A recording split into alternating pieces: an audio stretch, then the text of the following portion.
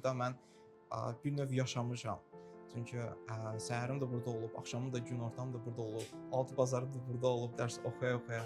Çünki mən burada təkcə işləməmişəm, mən burada oxumuşam, mən burada əylənmişəm. Mən daha sonra burada mentor kimi də fəaliyyət göstərmişəm. Bir növ burada böyümüşəm. Bura gəlişdə bir məqsədim də var idi. O məqsədlərdən biri o idi ki, özümü tapmaq. Mən heç özümü tapa bilmirdim, amma düşündüm ki, burada bu cür professionalların içində çoxlu suallar verərək və bezdirərək nəsə tapa bilərəm. Öz suallarıma cavab tapa bilərəm. Və doğrudan da elə oldu. Mən Kod Akademiyasını çox belə rəngbərəng, şən və maraqlı bir insan kimi görürəm.